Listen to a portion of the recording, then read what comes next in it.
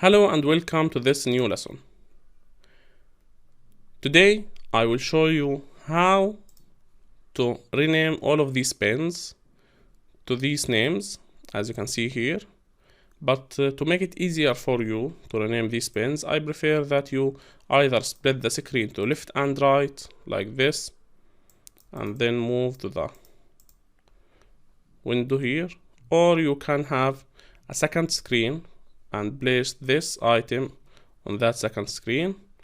This is what I'm doing, but you can, if you have only one screen, you can simply separate it to two screens, left and right, and start doing what I will do here. So let's start. I will simply copy the item name from the PDF file, then come here. Okay, this is the bin number 1. Double click that bin. As you can see, the comment designator and the part number, you can change whatever you want. You can add a parameter. You can see all of these pins from this list here. So it's really simple. All what you need to do now is simply changing the name of the bin. So in order to do this, you must click on this item, as you can see here, double click its name in the design or in the schematic window. You will get the designator and name. Just change the name and click paste. As you can see here, we have the new name for that bin. Do the same thing for all of these pins. I will do it. Okay, now to the third one. Okay, the second one. Now let's go to the third one. As you can see, I'm facing a little bit of problem because the screen is a very... Okay, here we want the VCC, the ground. You must change the name, don't change the designator because it's the bin number. Now go to number 5. You must click out after adding the name. So when I add VCC here, it won't be changed unless I click here. So VCC ground VCC, and we want this name for bin number 7. Same for bin number 8. Okay.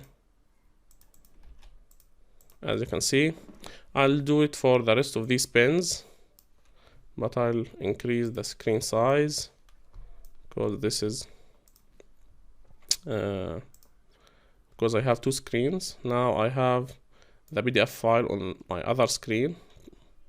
I can simply double click and copy.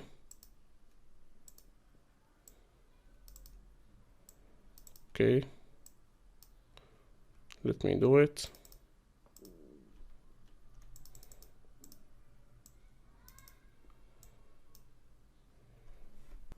Okay, now I have the PDF file. This is way much better for copying and pasting the items. Now let me add this to the left and this to the right and proceed. I'll proceed without talking because it's the very same thing.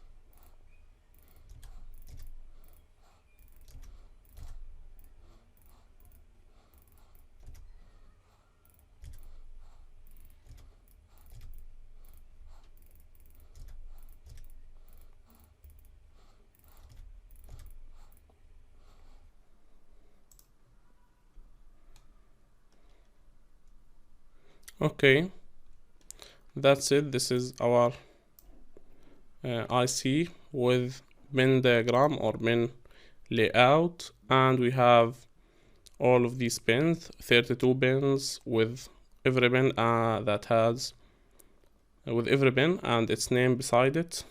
Now this is it for bins. What we need to do now is simply click save so that we save our schematic file. Next we can go here. As you can see, as I mentioned earlier, you must save the file, and you can add a designator to the IC that you just created here. To add a designator or a specific or a unique name, go here to the schematic library. As you can see up, we have this component. You can simply choose it and click edit. As you can see here, we have the main editing window. You can either choose a designator. This is a star for the designator, or you can add U, then a question mark. The question mark will be replaced with a number for each of the ICs that you add. Now the comment, we can add the name of the IC as the comment. We can bring it from the datasheet and add it here. As you can see in this datasheet file, you can simply go up and copy this name, and as I mentioned earlier, place it here. So simply the description, you can copy the description from the datasheet. This is the introduction. You can copy it, or you can search for another line. You can copy this line, the first line, the Atmel AVR core, or you can copy the last line depending on what you want. Now I copied the first 3 lines here. So we have a description for our component that we just created. Now the symbol reference and other items can be added. You can add here links.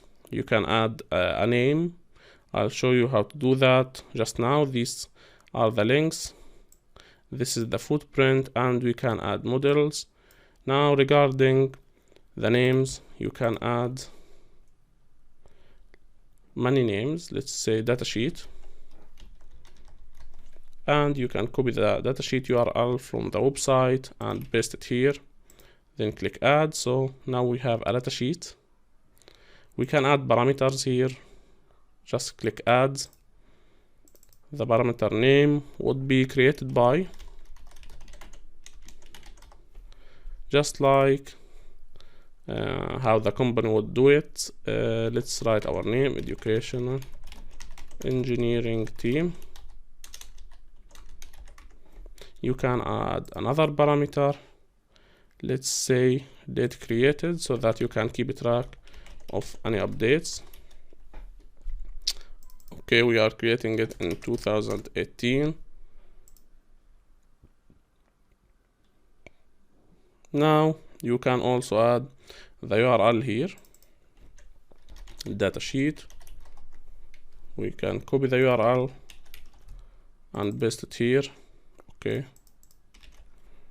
just click enter. But I prefer adding the datasheet in the other window, the general here, the links. So let's remove it from here. As you can see, the information that we are adding appears here, so it's not really convenient to add the datasheet here. So let's hide it. Okay, we can add other information. Let's say we can add the organization or the company.